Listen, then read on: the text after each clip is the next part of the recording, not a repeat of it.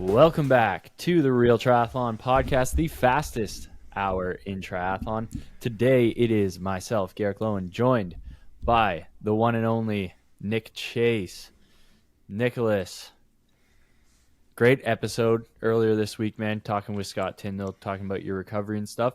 One thing you didn't really touch upon is where are you at? Like, what are you doing? You said you alluded to the fact that you might be training over 10 hours a week now, but So where are you at? I did have to walk on eggshells with Scott because he'll be the first to rip me a new one if I'm like working too hard or putting in too much hours or doing. He's already like slapped me a few times. So I was like, Scott, I'm just moving a little bit, having fun, not taking it too serious. But the fact of the matter is, this past Saturday, I did a 100-mile bike ride on my road bike with a group of others. So I did. That was like the Band-Aids pulled off. I'm outside and flip turning with pressure off the wall. I'm jump roping. I'm pushing and pulling sleds. The only thing I'm not doing is independent leg full loading yet. So just both legs at the time. I've got a lever coming in for the treadmill, and I will start running once that comes in. I think that's it. I think we're at 11 weeks on Friday when this is Wednesday. So it's coming up. I've been training. Last week was 20 weeks, dog.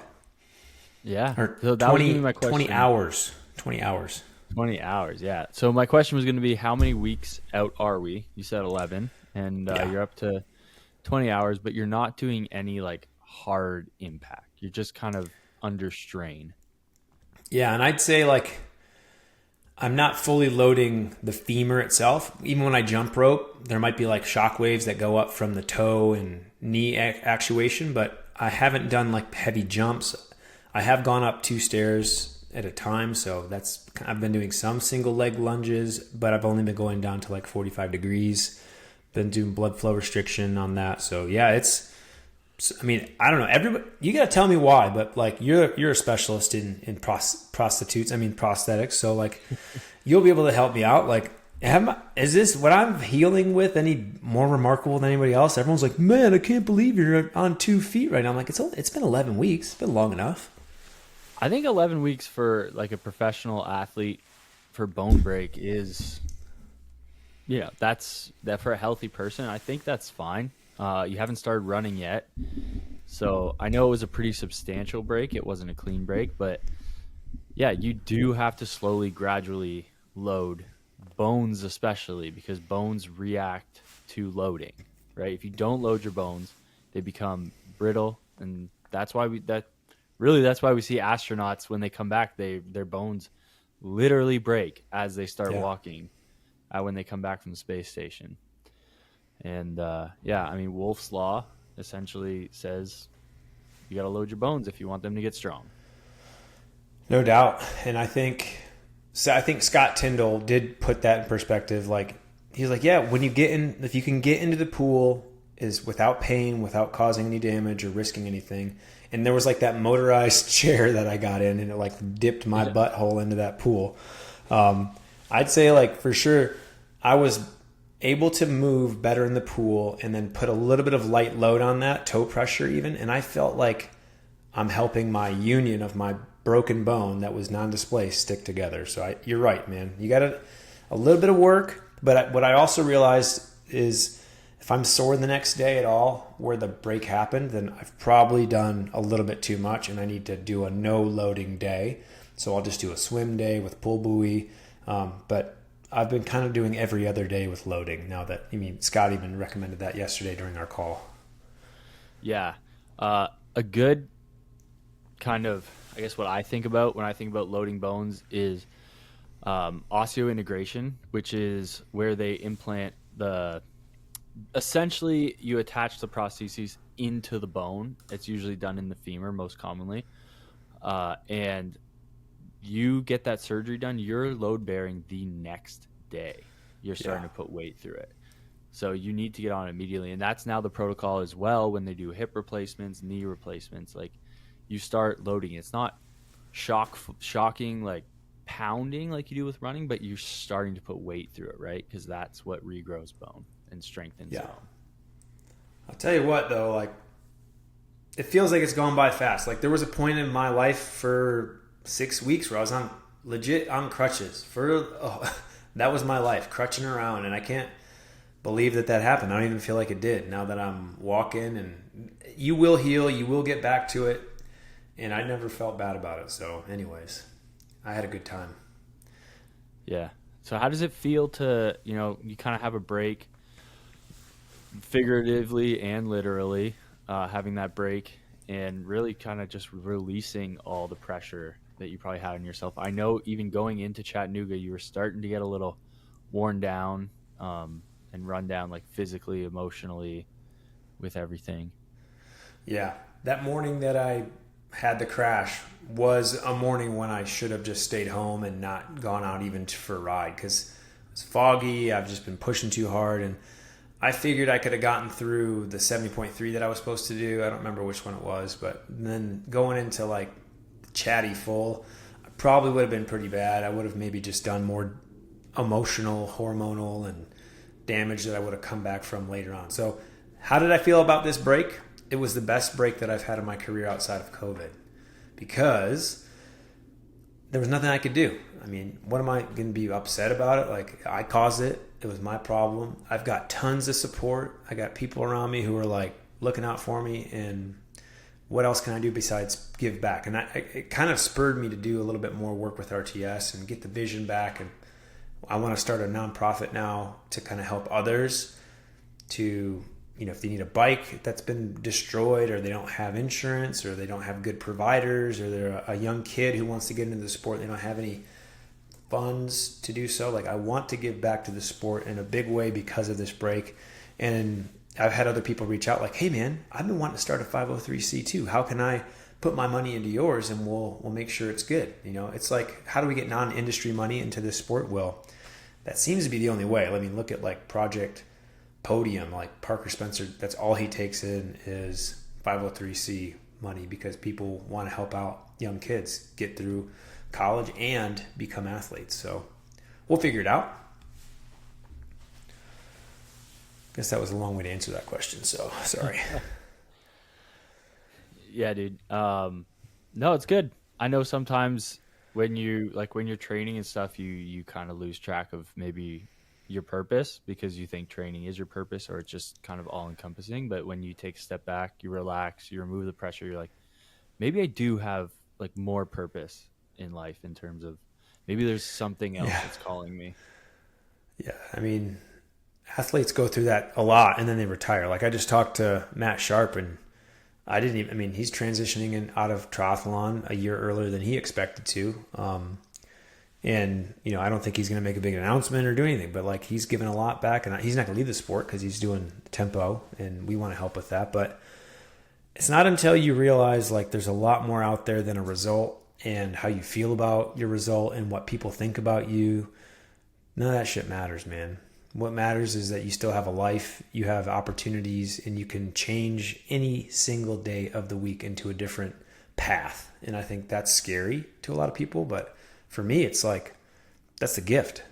You can do whatever you want. Garrick, if you wanted to start a whole new business because you had an idea that was going to help save customers and clients time, energy, and money, like, you would do it. Like, that's just that's what it's all about, pursuing those goals.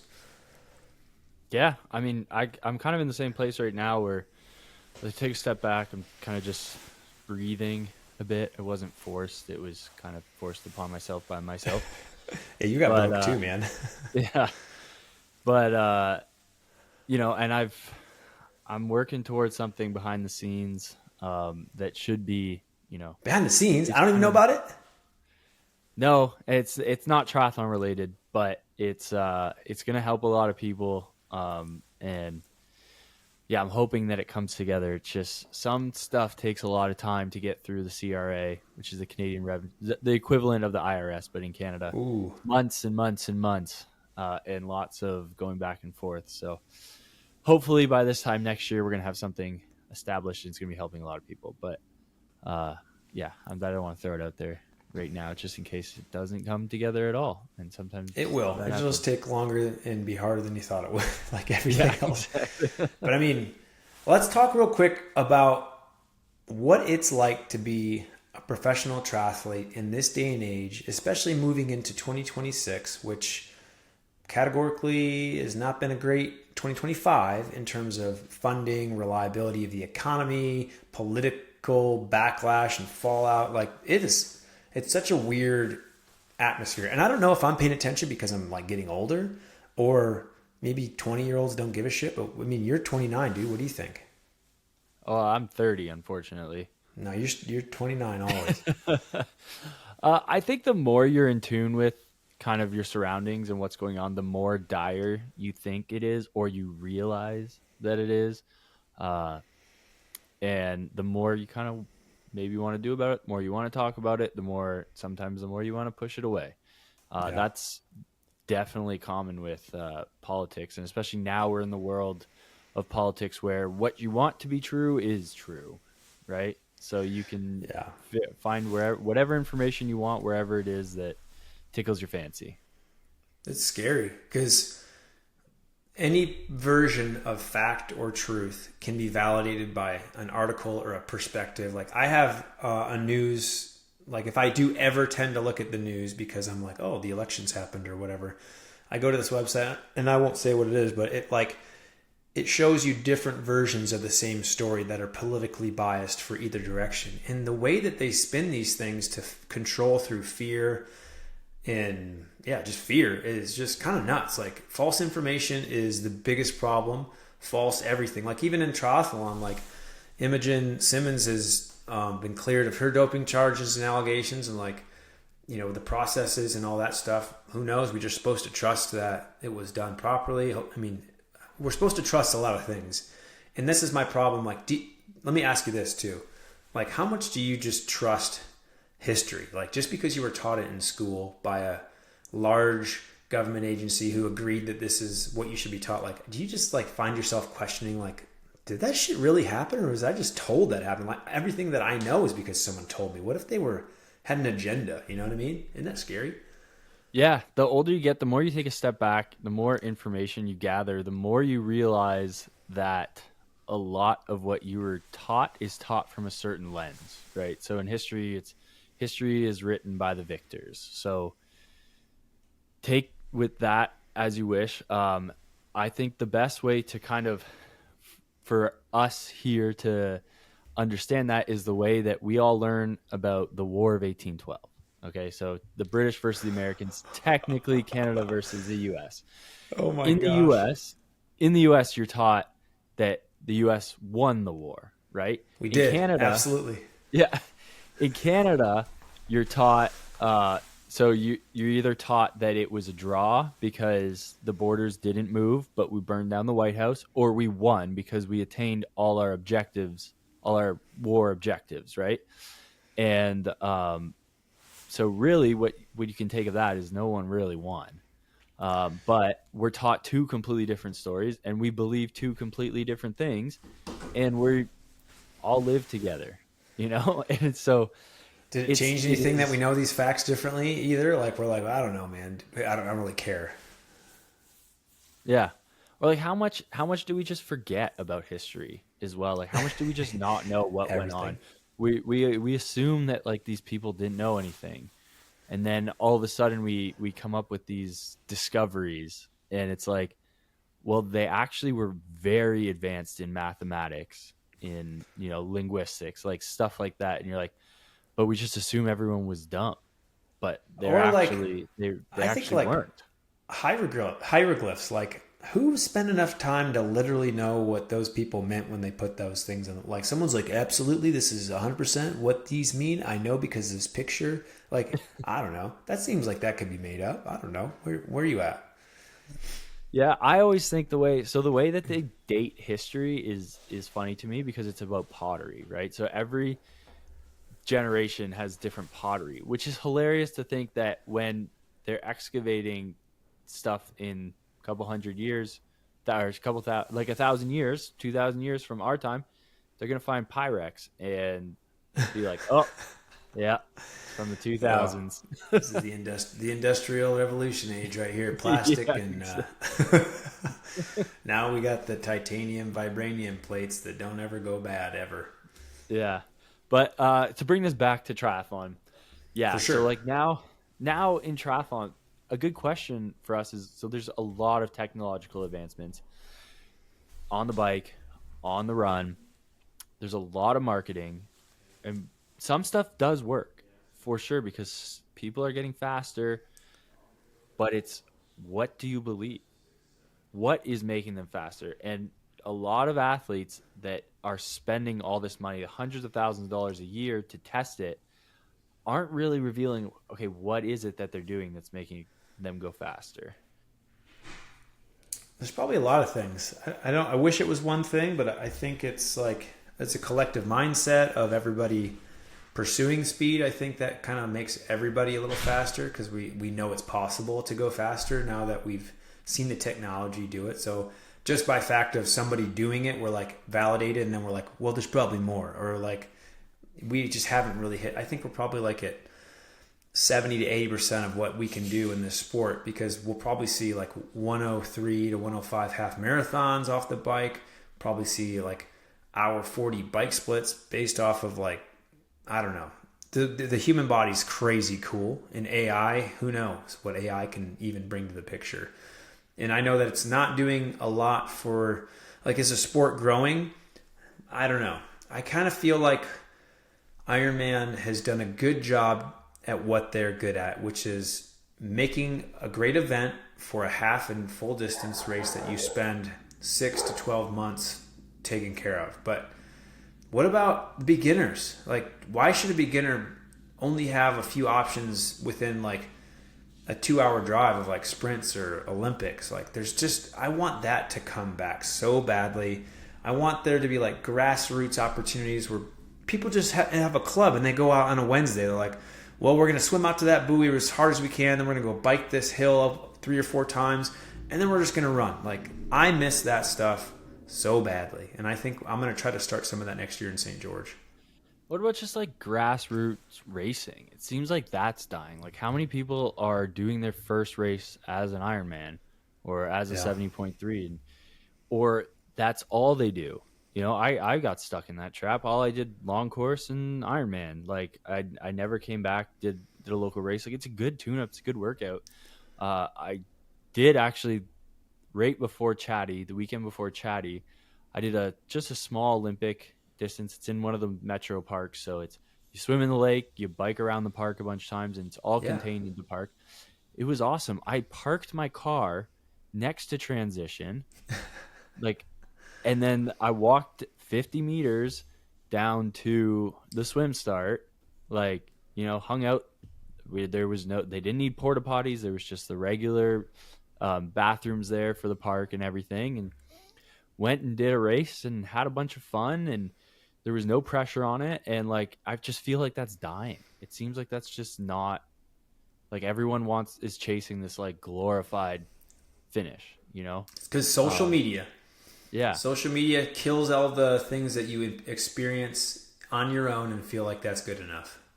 Yeah. And it's like, also, what happened to chasing like speed, right? Like, so many people, they just want these hard solo efforts. They want to do Ironman, Ultraman, like, but they don't care about doing it fast. And it seems like they shun away like the elite athletes that are doing it like the Olympic distance and the sprint distance is really fast. Yeah. And they think Well, like, where's that? we're in the generation of extremes, if you think about it. Like the most crazy, the most loudest, the biggest hate, the most vocal, the more noise you can make right now, then you're going to get more people talking about you, unfortunately. So even if it is speed, which speed is tough because speed is a gift, endurance is earned, but speed is just that gift that you're born with this extra 3% that you can run that sub 4 minute mile or whatever it is. Like, I think you can hard work yourself through most of these problems that we have. But when it comes to speed, some people just, I don't know, either their mind doesn't think, like somebody who's always been stuck, and if this is you and you're listening, if you've always been stuck at like a 9 minute mile or a 5 hour marathon, what's really holding you back? Is it your comprehension of the exertion of yourself to push you into it? Or are you physically limited by the way your bones are made up, or the way your body mechanics are functioning? Or did you just never have an opportunity to push that hard, to be that uncomfortable, to know that you can always push a little harder and get more uncomfortable to where you do get that speed? So I think speed is still, I guess also like, we're proud of ourselves for being good enough these days, right? Like with showing up and just, you showed up, so you're amazing. Like, that's awesome. But like, what about those who've dedicated their lives to speed?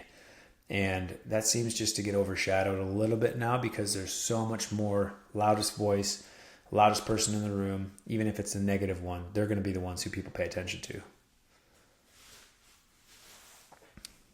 Yeah.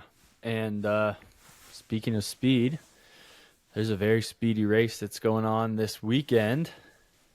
Oh yeah, Ironman 7.3 Worlds.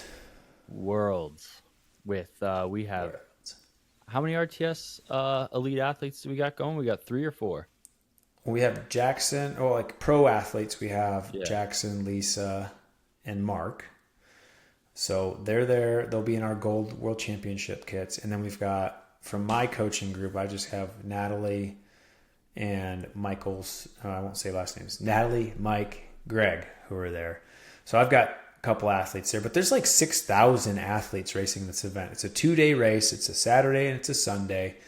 And I think 70.3 distance doesn't get the love and hype that it deserves because it's not Kona and it moves around like, but it's 6,000 people going to one race, and it's only like, it's not going to destroy them for the next 2 months of their lives if they didn't do good. Like, I love the half distance, and I hope that the collective of athletes starts to respect what it takes to go faster for a shorter amount of time on a really hard, challenging course, because Kona is always the same course.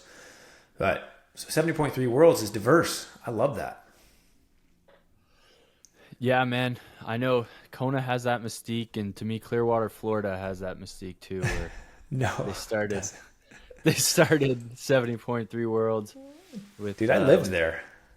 Yeah, yeah. I heard all about it. It was know. like a draft fest. Like everybody was like in like a 3-meter zone. It was the early days. Would they even, like, if you went back to Clearwater, would they even have roads to bike on, or would they just be so busy that they couldn't shut them down? Man, you would not be able to do it because now there's Bel Air Beach. There's a couple of bridges, and it depends on the time of year. Like, they do shut down like one lane. Some of the bridges are 2 lanes, so they do shut the Clearwater Bridge down for some running events, which have been awesome when I lived there. But in terms of a half distance race, I don't even know what they would do anymore. That's a lot of real estate you have to ride, and that's a busy town. Yeah. So times have changed, man. But yeah. I mean, there's a few storylines going into this, right?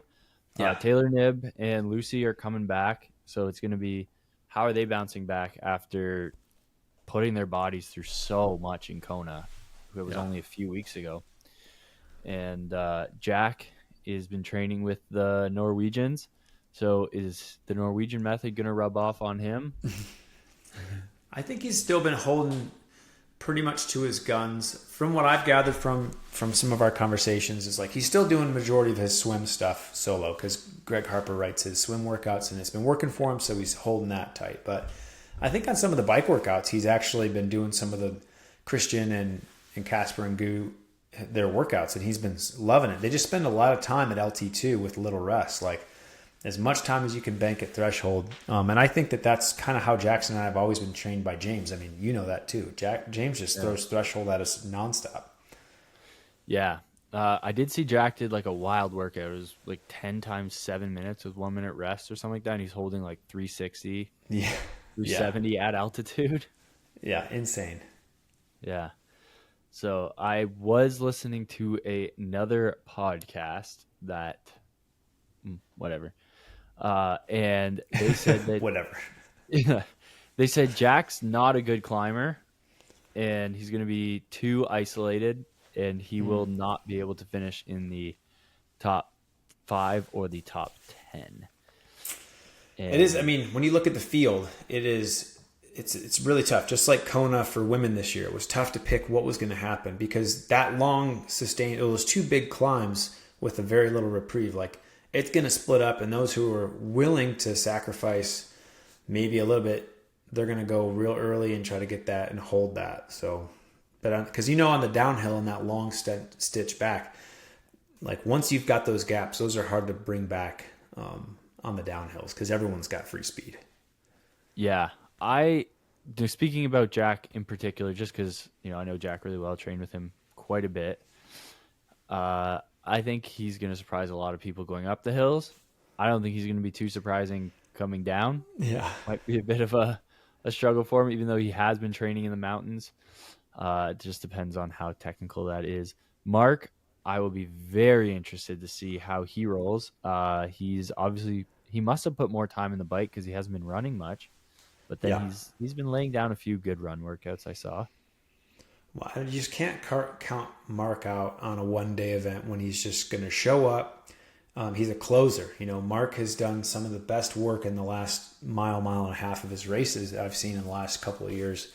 He's got a pedigree that you just can never count out on the run. And if he can put himself on the bike within mitigating losses, because obviously that's been his Achilles heel in terms of coming out of the swim, usually in the top group or leading the swim, and then fading back to like maybe 6th or 7th on the bike or finding a good group. Like my hope is that he can mitigate that gap to the front group, by at least 4 to 6 minutes off the bike. And that's a hard bike ride to bring back. So hopefully he can do it. Yeah, I hope so too. And then staying with RTS, Lisa, who is one of the strongest cyclists in the sport over 70.3 distance. How do you think she's going to fare with all that climbing? I'm not worried about her being able to have a good race. I'm worried about if she's going to be feeling strong. Like, because even going into after Kona and that podcast we did when I kind of chirped her a little bit on her mindset going into this race, she was like, I just want to have the best outcome on the day. I'm like, and I get that. I know she also has a switch that goes on at some point, and if she has it, if her body shows up, her legs are there, her low back has been bothering her, and I don't know if it still is. I just know that at Kona, her low back was a little bit tight on some of the rides. So if she can show up physically, Lisa will be at the front, bringing herself to the nose of that race. At Oceanside, she pulled away from even Paula and Jackie. I think she's such a great cyclist when her mind and body show up in the right space. Yeah. Okay, now let's talk about the overall race. How you think it's going to play out, who you think is going to factor, and are there any guys you think are going to be non-factors who a lot of people are talking about?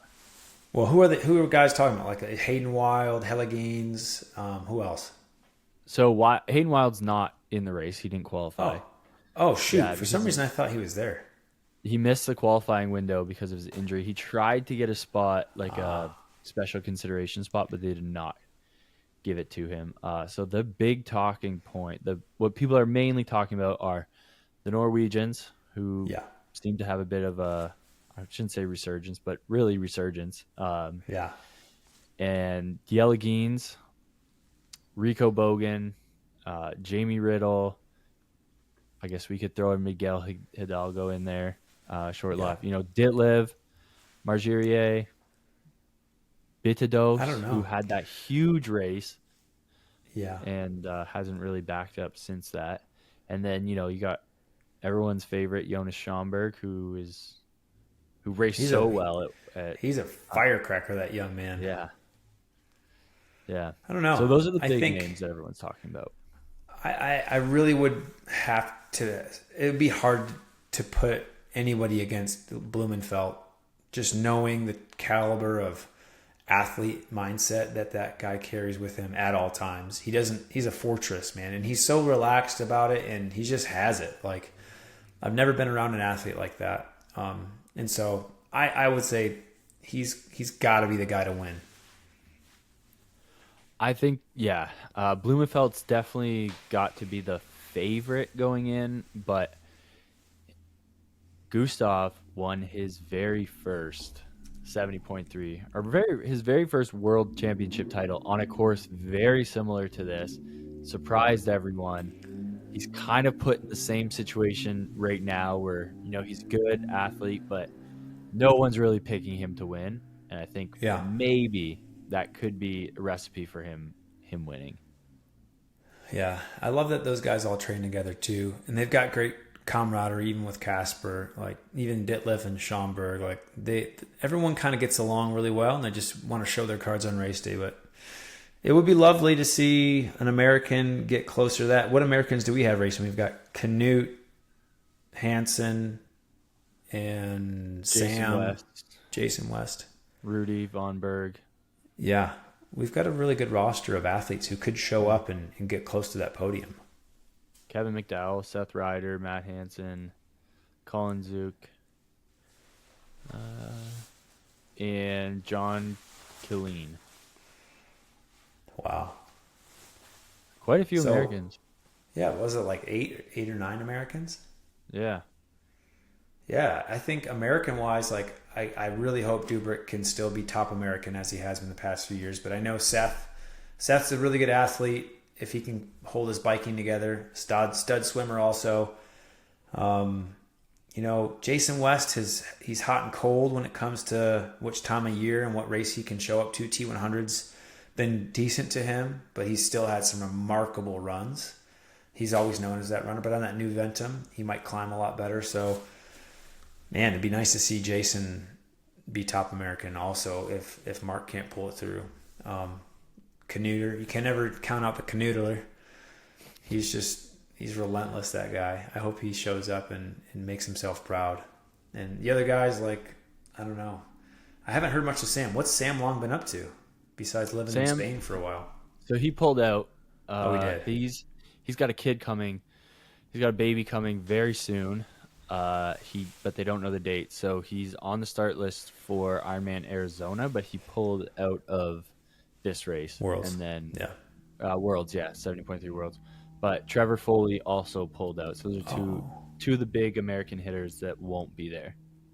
Yeah, man. America, we've got to figure out something with how we race and how we strategize and train because, I don't know. I said it before. I think we race too much. I think we peak at the wrong times, and we're getting our butts handed to us by European and Scandinavian type athletes pretty handedly. So I'd like to see us get our shit together and race pretty smart for the next few years and cultivate some new talent. Like, where's Morgan Pearson? Why isn't that guy just transitioning over to 70.3 and owning it? He could be our hope. Yeah, but I mean, you've seen Kevin McDowell and Seth Ryder come across, right? Yeah, Kevin McDowell's been great too. You're right. I mentioned Seth already. It could be time, man. It could be time for RTS to try to find some young talent to beat Mark and Jackson. Yeah, I'm sure that Jack keeps saying you got to stop getting faster guys. Yeah. Well, even me, like, I'm going to go into this next couple of years of my pro career hoping to win a full at some point. Like, I haven't really ever put that out there. I haven't really ever convicted myself to that mindset. So I think it's time. I think this break gives, like, everyone needs something. Jack's had plenty of breaks this year. Mark's had a break. I know Matt McElroy, he's doing Ironman Arizona. He had a break too. Lionel, I don't know what his status is. He looked lean as hell when I saw him in like that Rhythm Health video. Is he going to Arizona too? No, I don't. I think he shut down his season. I think he called it a season. I haven't been following though. But I would be shocked if he did an Ironman this year. Crazy year overall for like North American athletes in racing, especially guys like Lionel and seeing Sam Sam's been kind of muted this year over the energy. Like, I don't know, Ironman is just a different vibe than it was even a year and a half ago or 2 years ago with the amount of talent that's just resurging from the younger pool. Who knows? Jamie Riddle's had some good races, but I still think I don't know. I think he needs a couple more years to marinate. What about Daniel Backegaard? Is he going? I do not see him on the start list here. Man, 70.3 Worlds maybe isn't as big of a race for some athletes who are just strictly having to focus now more than ever on the long course, like on the 140.6 different distance. Yeah, could be. I think that racing, that Ironman racing is getting so fast, and it's starting to get to a lot of guys. But you also have to be so specialized in it to go that fast that we're not seeing the crossover like we used to. That It takes a lot. Yeah. Also with the 70.3 specialists pushing the envelope so much that yeah, we're really starting to see like a divergence between the two racing. Well, dude, I got to tell you that coming back into fitness after you've had, a period of downtime it is meant. This is probably I've never taken even this much downtime during off season. So I did a gravel ride today, and it was like probably 3,000 feet of climbing over 3 hours, and it was a lot of steep stuff, and I just didn't have the legs that I used to. Like building, you have to have the tenacity and the insane work ethic to build your watts per kilogram to be so flippin' high, and to maintain that through the mentality and that speed level, and to hurt yourself to another level at these races. I think that's what's changing. Like the level of hurt is real. Like it might look fast and guys are bouncing back and doing it, but the mental capacity to hold it is also increased quite a bit, I think. Yeah, it's just the utter disrespect for the distance and racing it like you race every other distance. Yeah. Is kind of where we're at right now. And yeah, you got to get there. And it takes just like an insane amount of fitness to do that. Well, it'll be a fun race. I mean, there's tons. I have a little FOMO. We've got a lot of our brand partners and friends out there. Annie Fuller's out there just to spectate, and she's on our pro squad. So we'll have some good people out there. And I think, yeah, overall, like, I have no idea what's going to happen. I don't even know if I'll be able to race it. Like, what time is the freaking race? Like at night or like at 3 a.m. or something like that? Yeah, it'll be like 2 a.m. for us or something. Yeah, I mean, it's going to be. I might wake up just to watch like the start of it, so I can see if it's worth, like, if Mark and Jackson are really having a tear, might be worth staying up. I'll just rewatch it, not log on social media. Do all 3.5 hours of it. Yeah. Okay, so really quick, let's get to the women's race. I know we touched on it a bit, especially with Lisa, but the big names that everyone are talking about, like I said earlier, Taylor Knibb, Lucy Charles, Kat Matthews, Paula Finley, Jessica Learmont, Georgia Taylor Brown, Solveig Loveseth, Ellie Salthouse, Grace Thack. So those are some of the bigger names that are on the start list from what I can see. A few 70.3 specialists slash T100 specialists there. I'll be interested to see how this plays out. Lucy Charles, very good on a bike. Taylor Knibb, obviously very good on a bike, but we don't see her doing a lot of these like long sustained climbs. I do think Taylor's got the leg power capacity to just gap the field. I mean, Paula's going to be dialed in. Watch out for Paula Finlay also. I think she's like, she may not love the sport as much as she used to, and maybe it's tough but I mean, she's one of the best competitors on the day because she knows how to turn it on. And I think that's great. I'd love to see Paula back winning a world championship.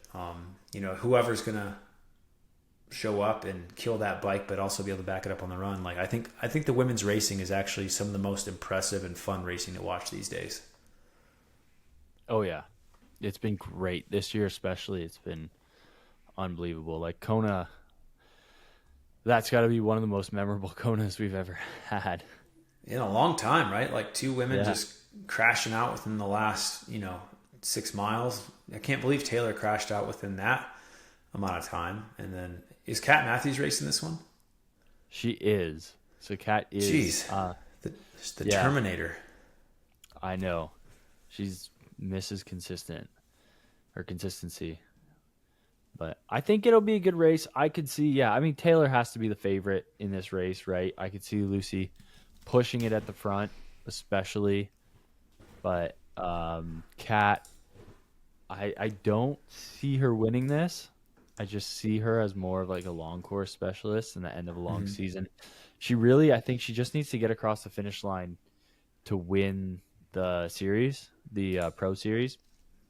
And I don't know how much Solvig is going to factor in either. Like when you see her in a long course race or an Ironman, she always comes up near the end there, right? She always comes through near the end. So she might not factor as much as we think. But I'm rooting for Paula, the Canadian. Right. I'd like to see her, yeah, just really go for it, especially with just a strong bike course, right? And I think she's very capable of that. And yeah, should be a good race, man. It's gonna be really exciting. Yeah, there's a lot of energy, I think, in the sport. I think we're trying to help everybody feel the energy and understand, like, everyone's got a lot going on. I get it. Like, it's a tough life right now to be able to pay attention and care about triathlon if you're not there. But, a lot of our friends are there, and I think it's not often we get to see them all race at such a high level, and I can't wait to see what happens. So, should be fun. And in the meantime, I'm gonna just try to run eventually, and then there's there's Ironman Arizona, and then there's the second World Championship, 70.3 Indian Wells. So we'll see who Yeah, shows up. We'll see who shows up for that. That race is it's so stacked every year. every year. There's to close out the season Indian Wells and then to open the season Oceanside, Oceanside. and it's not only like so competitive. There's also always a huge buzz around the race, and it's like, guys, we're racing in December. Like, Yeah. it's wild. Yeah, Yeah, and then even like some athletes are like, we'll all go to Chile. Like I like that Chile and Pecan is becoming more like an opener in January too. It's like, my gosh, that's so early to race. But I guess, Andy Kruger, he's also a guy who was on our pro team this year. He's had some good results. He's like committed to go to Ironman New Zealand in March. Like I was even thinking I might have to race in March just to feel what a race is like again. But I mean, that might be what I have to do. But it's going to be a pro series race. It's going to be stacked. Like every race is going to be stacked, at least yeah. It'll 10 be deep. like South Africa was this year. Yeah, that was nasty out in South Africa with how many people Yeah, showed up. It was awesome though to be part of it. yeah. So What about you? Are you thrown in the hat yet, or are you gonna pick a race and just have fun or slow clap your way yeah, out? I'm trying to figure out how I can make it work right now. I think, and Yeah. I'm just run like for this month. I'm just gonna run as I feel like it. I think I'm actually not running very much, but I might pick a marathon in December just for half train into it, run my BQ, and have that in my back pocket if I want to run Boston in 2027. Just get new legs, man. Everyone's doing it. Just head on Yeah, down, talk to your doctor. You want some new legs? AI can make them for you. yeah. Nick, that is my job, providing people with new legs. Get yourself a new set of new legs. That's what I was alluding. Like Uh, Lieutenant Dan, made out of titanium, like the space shuttle.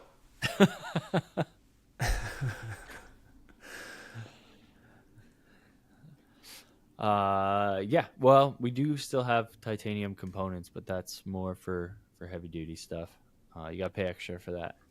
Jeez. Has anything fun or funny happened in the last little bit? Like everything's so serious right now.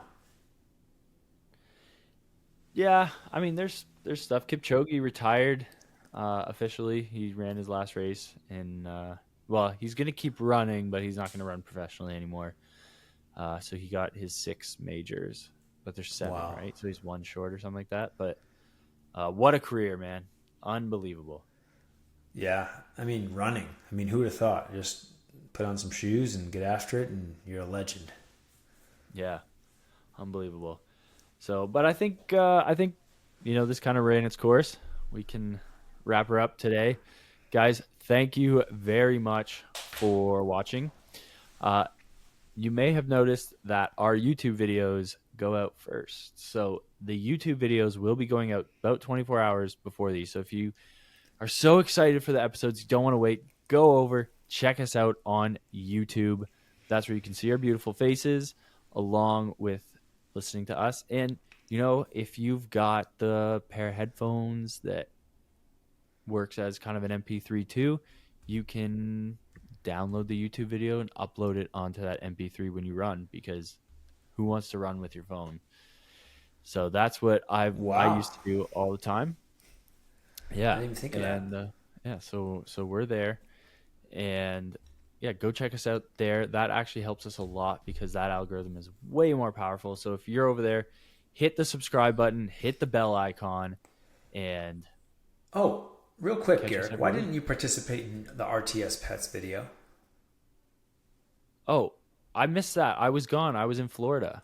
You still I didn't. just do it. Do it tomorrow and send the video to Joe and he'll add it. We've only got myself, Lisa, and Annie. And it's pretty funny, but we need to get you on there. You like tell the story about your dogs, why you love them, and maybe a cat is fine. But any pet thing, just put something up. Yeah, you probably noticed that I'm reaching down here this whole episode, and that's because my cat's been at my feet. Sure. Yeah. My Yeah, cat's always at my feet a few times a day.